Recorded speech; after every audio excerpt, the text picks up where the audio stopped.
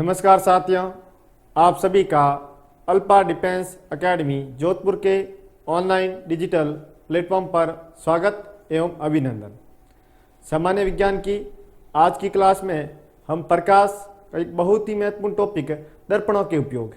हम सबको पता है कि दर्पण समतल दर्पण और गोलीय दर्पण, और गोलीय दर्पण पुनः दो प्रकार का, अवतल दर्पण और उत्तल दर्पण। आज की क्लास में हम इनके उपयोग पढ़ेंगे। इनके जो उपयोग है, इनके गुणों के आधार पर इनके उपयोग बने हैं। जैसे हम सबको पता है कि समतल दर्पण आपके आभासी, सीधा, समान और पार्श्व प्रतिलोमित प्रतिबिंब बनाता है, तो इस गुण के कारण इसका बना। और हम सबको पता है कि अवतल दर्पण प्रकाश किरणों को एक बिंदु पर सिकुड़ता है, इस कारण इसके उपयोग होंगे, इस गुण के कारण कुछ उपयोग। और जो उत्तल दर्पण है वो प्रकाश किरणों को फैलाता है, तो इस फैलाने के कारण इसके कुछ उपयोग बनेंगे। तो समझते हैं कैसे। आज की क्लास में जो हमारा टॉपिक होगा वो होगा दर्पणों के उपयोग। दर्पणों के उपयोग, यूज ऑफ मिरर। और हम सबको पता है कि दर्पण दो प्रकार के होते हैं।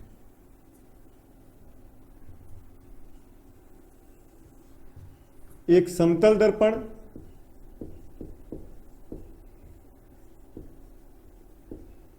और दूसरा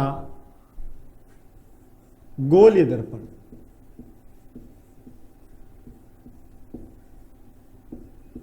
गोलीय दर्पण पुनः दो प्रकार का होता है, अवतल दर्पण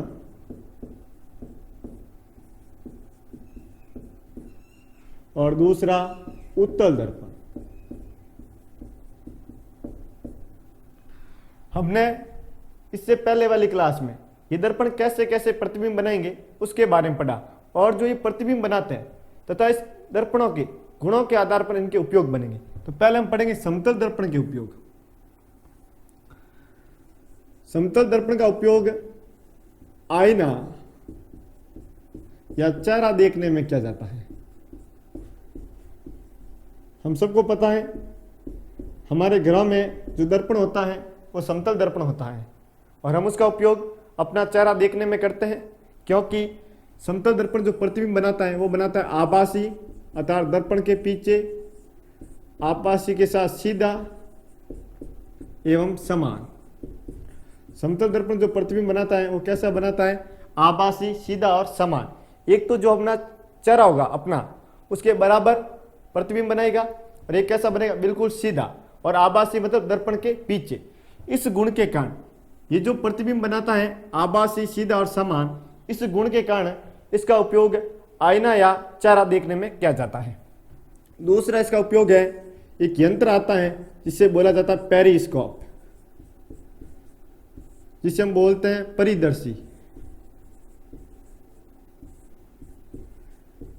परिदर्शी में क्या जाता है? परिदर्शी क्या होता है थोड़ा समझना।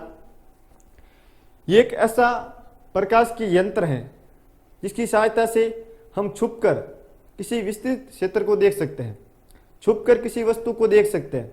ऐसा यंत्र क्या कहलाता है? परिदर्शी, पेरिस्कोप कहलाता है। इसमें क्या होता है, इसका जो डायग्राम है कुछ इस प्रकार होगा।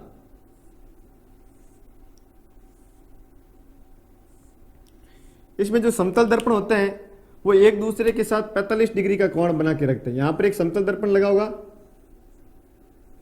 और यहां पर कोई समतल दर्पण लगा होगा। यहां पर हम अपनी आंख रखेंगे, यहां पर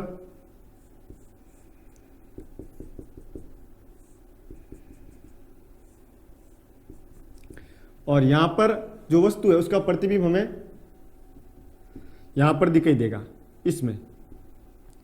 तो ये जो पेरिस्कोप है, परिदर्शी, एक प्रकार का प्रकाश के यंत्र है जिसकी सहायता से हम छुपकर किसी वस्तु को देख सकते हैं।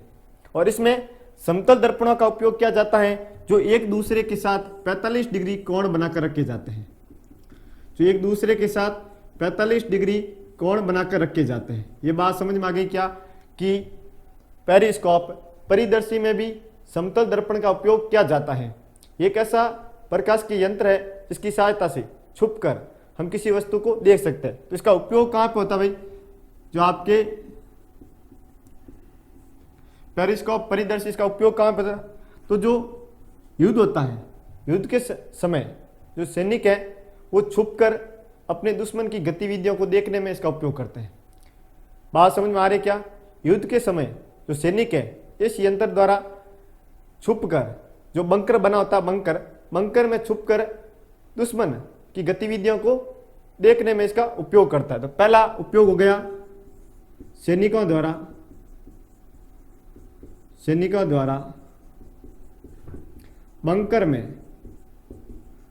बंकर में छुपकर दुश्मन की गतिविधियां देखने में, दुश्मन की गतिविधियां देखने में इसका उपयोग किया जाता है। और दूसरा जो समुद्र में पनडुब्बी होती है, सबमरीन जिसे बोलते हैं, उसमें भी इसका उपयोग किया जाता है। तो पनडुब्बी जो पानी के अंदर एक चलती है, और पनडुब्बी में भी आप पेरिस्कोप परिदर्शी का उपयोग करके बाहर के दृश्य को देख सकते हो। तो ये बात समझ में आ गई क्या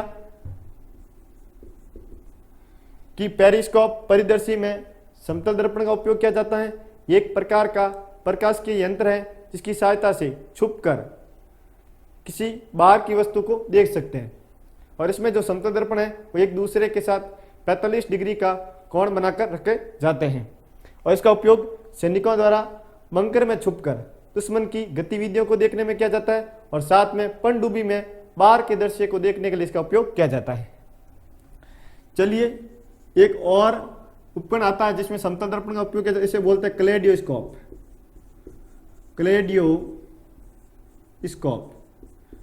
जिसे हिंदी में बोला जाता है बहुरूपदर्शी।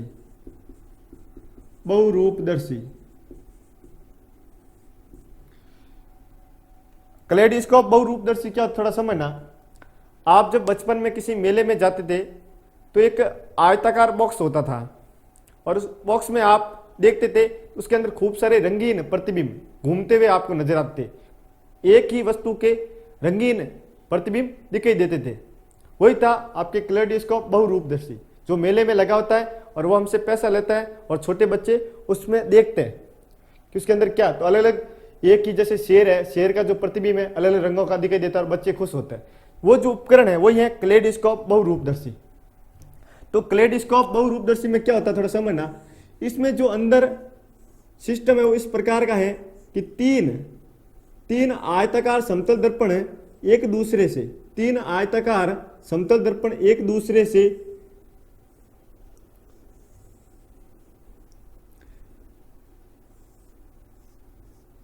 इस प्रकार होगा। ये तीन समतल दर्पण एक दूसरे से 60 डिग्री का कोण बनाकर रखे जाते हैं, और बीच में बिंब रखा जाता है। जिस वस्तु का हमें प्रतिबिंब बनाना है, बीच में क्या रखेंगे, बिंब, और साइड में तीन ऐसे आयताकार दर्पण जो समतल दर्पण है वो एक दूसरे से 60 डिग्री कोण बनाकर रखे जाते हैं, और बीच वाली वस्तु के हमें अनेक रंगीन चित्र दिखाई देते हैं।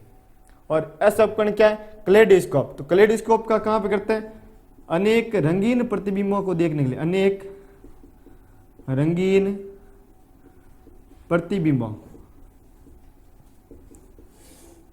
को देखने के लिए इसका उपयोग किया जाता है भाई, क्लेडियोस्कोप। और क्लेडियोस्कोप में आपके समतल दर्पण का उपयोग किया जाता है। तो अब समतल दर्पण के तीन उपयोग आपको समझ में आ गए क्या? पहला, आईना या चेहरा देखने में, क्योंकि हमेशा आभासी, सीधा और समान प्रतिबिंब बनाता है। दूसरा, पेरिस्कोप परिदर्शी में समतल दर्पण का उपयोग किया जाता है।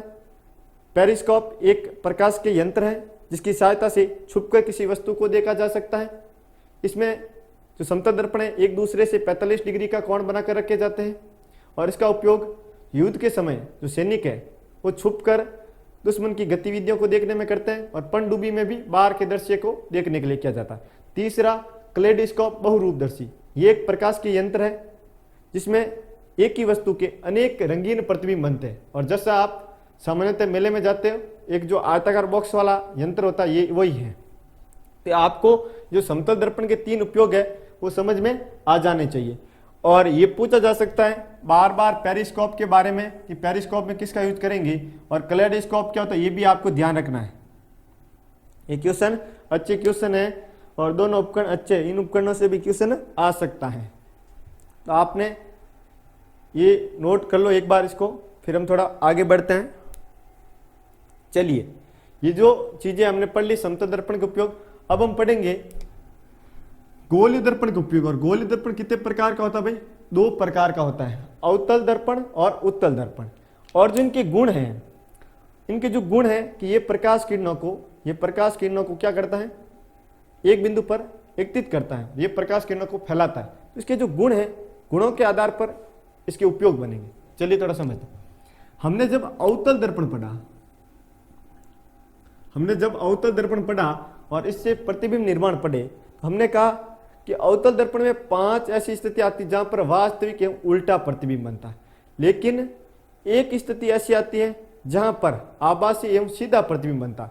जो आभासी और सीधा वाली स्थिति है वो इसके उपयोग में बड़ा ही विशेष महत्व रखती है। कैसे, थोड़ा समझना। इसका उपयोग जो हजामती जिसे हम सेविंग दर्पण कहते हैं, इसका उपयोग हजामती सेविंग दर्पणों में किया जाता है। और इसका कारण क्या है कि यदि हम बिंब को एफ व ध्रुव P के मध्य रखे तो जो प्रतिबिंब है वो कैसा बनेगा? आभासी बनेगा, सीधा बनेगा एवं बड़ा बनेगा। ये बात समझ में आ रही है क्या?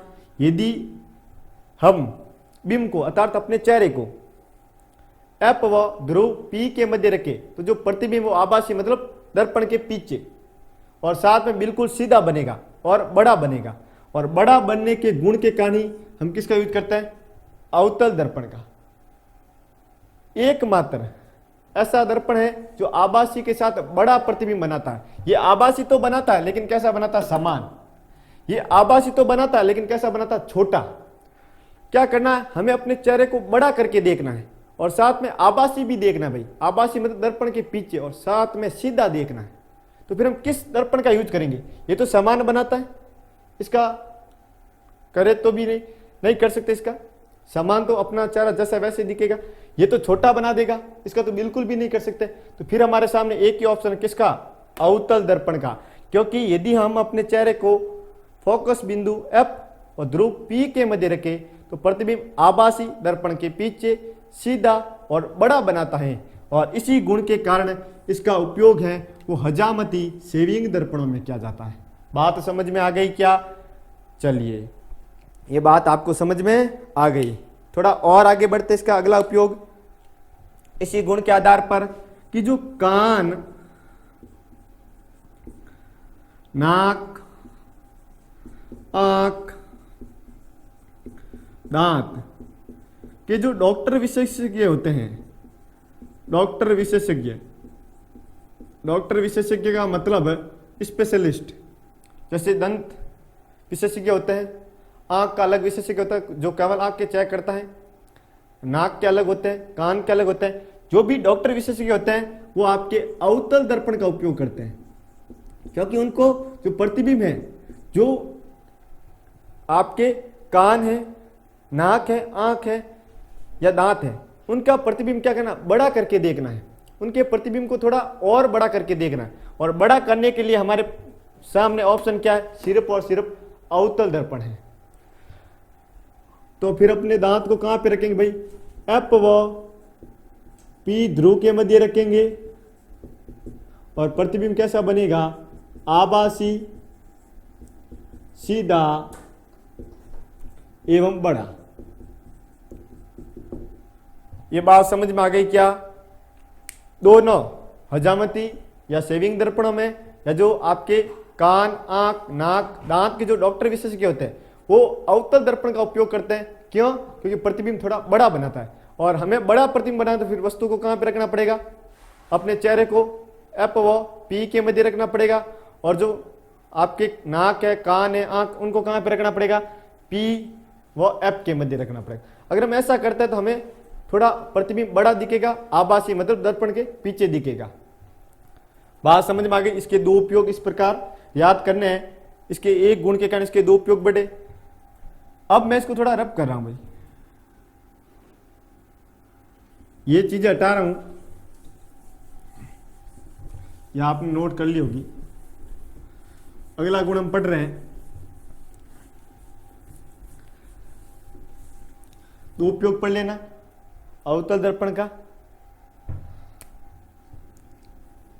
तीसरा उपयोग, हम सबको पता है अवतल दर्पण प्रकाश किरणों को एक बिंदु पर केंद्रित करता है, सिकुड़ता है, एकत्रित करता है। इस कारण इस दर्पण को अभिसारी दर्पण भी कहते हैं। ये बात हमने दर्पण के टॉपिक में पढ़ी। तो ये जो इसका गुण है कि ये प्रकाश किरणों को एक बिंदु पर केंद्रित करता है। इस गुण के कारण इसका उपयोग कहां पे किया जाता है भाई? सोलर कुकर में किया जाता है। इसका ये जो गुण है कि ये प्रकाश किरणों को एक बिंदु पर केंद्रित करता है, एकत्रित करता है या सिकुड़ता है, इस गुण के कारण इसका उपयोग कहां पे किया जाता है? सोलर कुकर में। सोलर कुकर में क्या होगा? जो सूर्य का प्रकाश है, ये जो आपके दर्पण है वो सूर्य के सामने ऐसे लगा होगा, और सूर्य का प्रकाश है इस पर बिल्कुल समांतर आपतित होगा, ऐसे समांतर आपतित होगा, और उस अवतल दर्पण से टकराने के पश्चात वो एक बिंदु पर एकत्रित होगा, जिससे वहां गर्मी बढ़ेगी, वहां पर उष्मा का मान बढ़ेगा, और उस उष्मा ऊर्जा का उपयोग हम खाना पकाने में करेंगे। ये बात समझ में आ गई? तो सोलर कुकर में आपके अवतल दर्पण का उपयोग किया जाता है, क्योंकि ये प्रकाश किरणों को एक बिंदु पर केंद्रित करता है, और जब वो प्रकाश किरणों को, जो सूर्य की जो प्रकाश किरण है उसको एक बिंदु पर केंद्रित करेगा, तो उस बिंदु पर गर्मी बढ़ेगी, उष्मा बढ़ेगी, और उस उष्मा ऊर्जा का उपयोग करके हम खाना पकाएंगे। ये बात समझ में आ गई? चलिए, बहुत अच्छी बात है। अगला देखते, अगला उपयोग क्या है? इसका उपयोग गाड़ियों की हेडलाइट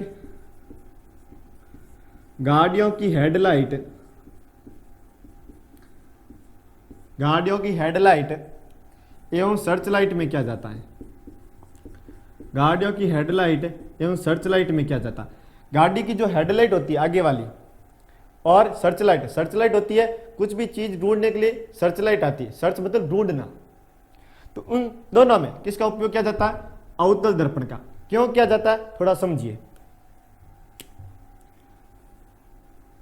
हमने पढ़ा कि जो आपके अवतल दर्पण है, इसके फोकस बिंदु पर हम प्रकाशिक स्रोत रख दें, मतलब बल्ब रख दें, तो यहां से जो प्रकाश जाएगा वो इस दर्पण से टकराने के पश्चात क्या जाएगा? समांतर।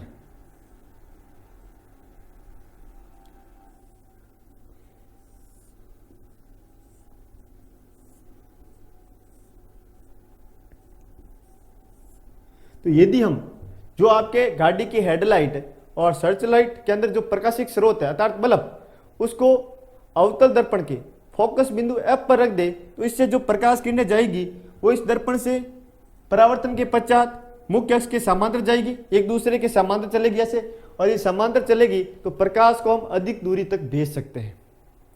ये जो अवतल दर्पण है ये प्रकाश को अधिक दूरी तक भेज सकता है। इस कारण इसका उपयोग कहां पे किया जाता है? गाड़ियों की हेडलाइट और सर्च लाइट में। और गाड़ियों की हेडलाइट और सर्च लाइट में क्या होता है कि जो प्रकाशिक स्रोत है, जो बल्ब है, उसको अवतल दर्पण के फोकस बिंदु F पर रखा जाता है, और वहां से प्रकाश है वो आपके अवतल दर्पण से टकराता है, और परावर्तन के पश्चात प्रकाश किरणें एक दूसरे के समांतर चलती है, और जब भी प्रकाश किरणें एक दूसरे के समांतर चलती है तो हम उसको अधिक दूरी तक भेज सकते हैं। ये बात समझ में आ गई? इसके 4 उपयोग। ये एक और उपयोग है, इसका अंतिम उपयोग है वो समझना, बहुत ही अच्छा उपयोग है। इसका उपयोग परावर्तक दूरबीन में किया जाता है। परावर्तक दूरबीन में, दूरबीन क्या होता है? दूर की वस्तुओं को देखने वाला यंत्र है, और साथ में शब्द आ रहा है परावर्तक। और परावर्तन की घटना किस में होती है? दर्पण में। तो आराम से याद आ जाएगा कि अवतल दर्पण का उपयोग परावर्तक दूरबीन में किया जाता है। ये 5 उपयोग हैं जो आपके अवतल दर्पण के उपयोग है, और इन 5 को हम बड़ी ही आसानी से याद कर सकते हैं। मैंने प्रारंभ में भी बोल दिया कि जो हम दर्पणों के उपयोग पढ़ेंगे इनके गुणों के आधार पर पढ़ेंगे। पहला गुण कि अवतल दर्पण में यदि बीम को F व ध्रुव P के मध्य रखा जाता है तो हमेशा ही प्रतिबिंब आभासी, सीधा और बड़ा बनाता है। प्रतिबिंब बड़ा बनाने के कारण इसका उपयोग एक तो सेविंग और हजामती दर्पणों में करते हैं, और दूसरा जो डॉक्टर होते हैं, डॉक्टर विशेषज्ञ, जो चाहे वो आपके दांत के हो नाक के हो, कान के हो, आंख के हो। जो डॉक्टर विशेषज्ञ होते हैं वो आपके अवतल दर्पण का उपयोग करते हैं, क्योंकि थोड़ा ये बड़ा प्रतिबिंब बनाता है और हमें दांत को बड़ा करके देखना, तो फिर ये दर्पण यूज करना पड़ेगा। फिर हमने पढ़ा कि जो दर्पण है प्रकाश किरणों को एक बिंदु पर केंद्रित करता है, और इस गुण के कारण इसका उपयोग कहाँ पे किया जाता है? सोलर कुकर में किया जाता है। जो सूर्य का प्रकाश है वो एक दूसरे के समांतर चलेगा, इस दर्पण से टकराएगा और परावर्तन के पश्चात एक बिंदु पर एकत्रित होगा, और जहां पर यह प्रकाश एकत्रित होगा वहां पर ऊष्मा का मान बढ़ेगा, और उस ऊष्मा ऊर्जा का उपयोग करके हम खाना पका लेंगे। फिर हमने पढ़ा गाड़ी की हेडलाइट और सर्च लाइट में हम अवतल दर्पण का उपयोग करते हैं। हमने पढ़ा कि यदि हम प्रकाशिक स्रोत जो भी हम बल्ब ले रहे हैं उसको इस दर्पण के फोकस बिंदु एफ पर रखे, तो ये प्रकाश किरणों को एक दूसरे के समांतर, परावर्तन के पश्चात जो प्रकाश किरणें जाएगी वो एक दूसरे के समांतर कर देगा, और जिससे हम प्रकाश को अधिक दूरी तक भेज सकते हैं। और पांचवा उपयोग पड़ा परावर्तक दूरबीन में। दूरबीन एक ऐसा यंत्र है जिसकी सहायता से हम दूर स्थित वस्तुओं को देख सकते हैं, और आगे शब्द आ रहा परावर्तक दूरबीन, और परावर्तन की घटना दर्पणों में होती है। आराम से याद आ जाएगा, अवतल दर्पण का उपयोग परावर्तक दूरबीन में किया जाता है। एक बार इसको नोट कीजिए। फिर हम उत्तल दर्पण के उपयोग पढ़ते हैं। उत्तल दर्पण के उपयोग भी इसके गुणों के आधार पर होंगे।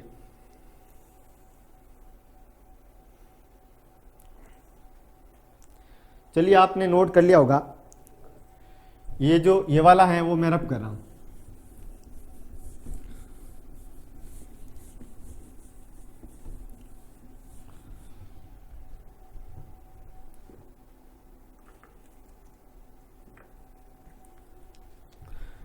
उत्तल दर्पण के उपयोग पढ़ते हैं।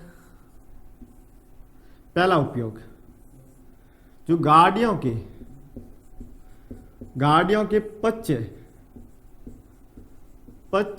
एवं पार्श्व मतलब साइड दर्पण होते हैं, उनमें उत्तल दर्पण का उपयोग किया जाता है। पश्च मतलब पीछे का दृश्य देखने वाला। जो 4 व्हीलर गाड़ी होती है, आप देखोगे उसकी सीट के ड्राइवर सीट होती है, उस सीट के ठीक सामने एक दर्पण लगा होता है, और वो दर्पण क्या करता है? पीछे से आने वाली गाड़ियों को देखता है या पीछे के दृश्य को देखता है। उसे हम बोलते हैं पश्च दर्पण। उसको क्या बोलते हैं? पश्च दर्पण। और एक पार्श्व दर्पण, जैसे 4 व्हीलर गाड़ियों के साइड में भी होते हैं, हमारी जो मोटरसाइकिल होती है उसके साइड में भी दर्पण होता है, उसको हम बोलते हैं पार्श्व साइड मिरर। तो पश्च और पार्श्व दोनों दर्पणों में किसका उपयोग किया जाता है भाई? उत्तल दर्पण का उपयोग किया जाता है। ऐसा क्यों किया जाता है? क्योंकि उत्तल दर्पण विस्तृत क्षेत्र को देख सकता है।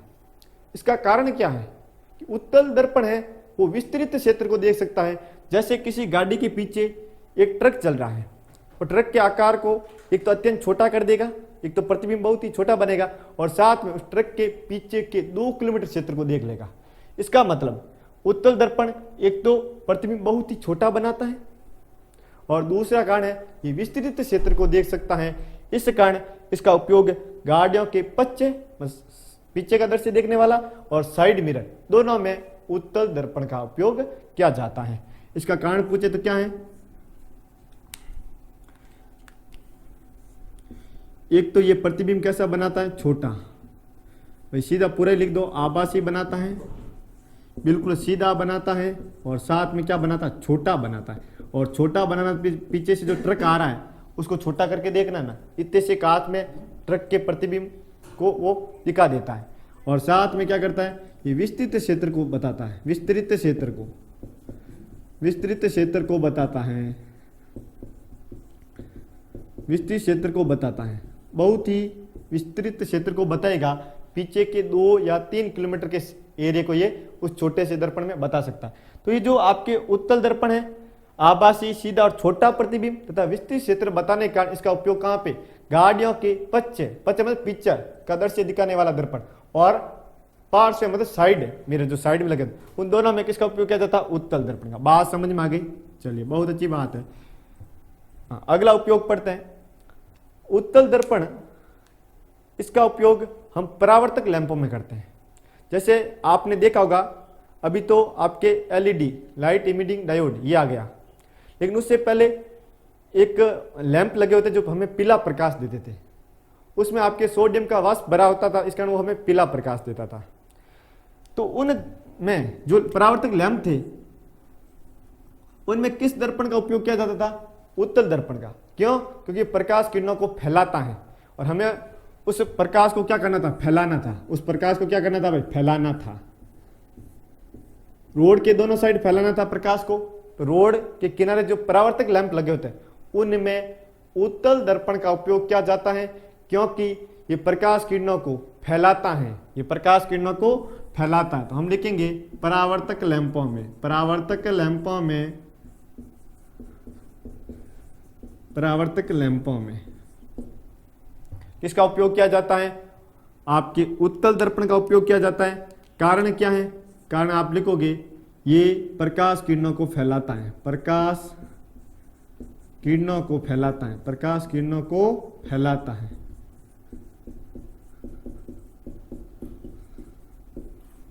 ये बात समझ में आ गई? चलिए तीसरा आजकल सुरक्षा की दृष्टि से एटीएम में उत्तल दर्पण का उपयोग किया जाता है। एटीएम में उत्तल दर्पण का उपयोग किया जाता है। इसका कारण एक छोटा प्रतिबिंब बनाता है और विस्तृत क्षेत्र को बताता है।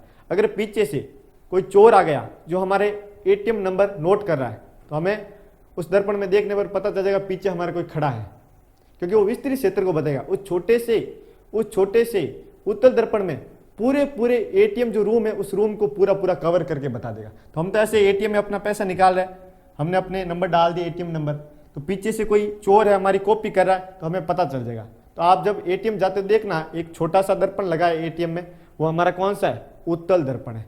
तो ये बात समझ में आ गई क्या? उत्तल दर्पणों के 3 उपयोग कौन कौन से?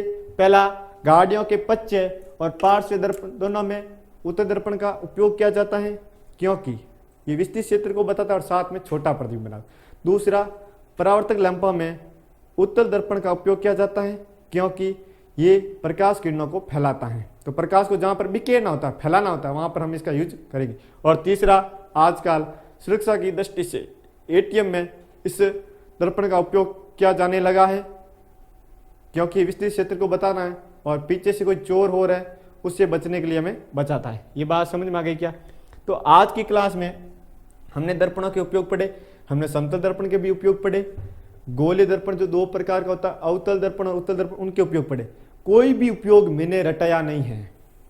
मैंने प्रारंभ में भी बोला कि जो इन दर्पणों के गुण हैं उन गुण के आधार पर इनके उपयोग पढ़ेंगे।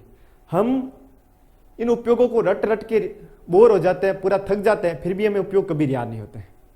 कभी भी ऐसे रट के याद भी नहीं होंगे। इसके 3, इसके 5, इसके 3, 11 उपयोग है, कैसे याद करोगे? लेकिन हम अपने मस्तिष्क को सही तरीके से चलाए और सोचे कि इनके जो गुण हैं, भाई हमने पूरा दर्पण पढ़ा ना, शुरुआत से हम पढ़ रहे हैं अपनी पहली क्लास से, तो हम दर्पण पढ़ रहे हैं जिससे हमें इन दर्पणों के गुण पता चले। अगर हम उन गुणों का उपयोग यहाँ पे करें तो हमें इसके उपयोग याद हो जाएंगे। तो ये जो क्लास है मैंने प्रयास किया कि आपको दर्पणों के उपयोग समझ में आए। अगर आपको ये क्लास अच्छी लगी है तो कमेंट बॉक्स में कमेंट करें और साथ में अपने जितने भी दोस्त हैं उनको अधिक से अधिक शेयर करें ताकि उनको इस क्लास का लाभ मिल सके। जो दर्पण के उपयोगों को रट रहे हैं उनको रटना नहीं पड़े और उनकी एक प्रकार से सहायता हो। बाकी आपको अल्फा डिफेंस एकेडमी अपने यूट्यूब चैनल, अपने ऑनलाइन प्लेटफॉर्म के माध्यम से जितनी भी, चाहे वो आपके सामान्य ज्ञान की क्लास हो जो मणिराम जी सर ले रहे हैं, मैथ की क्लास हो भादु सर द्वारा, जितनी भी रीजनिंग कंप्यूटर की जो क्लास हैं वो अगर आपको अच्छी लग रही है तो हमारे यूट्यूब चैनल को सब्सक्राइब करें। इस चैनल की लिंक को जितने भी सोशल मीडिया प्लेटफॉर्म हैं, व्हाट्सएप, फेसबुक, इंस्टाग्राम, ट्विटर पर अधिक से अधिक शेयर करें ताकि इस चैनल का जो लाभ है प्रत्येक विद्यार्थी तक पहुंच सके। आज की क्लास में इतना ही। जय हिंद, जय भारत।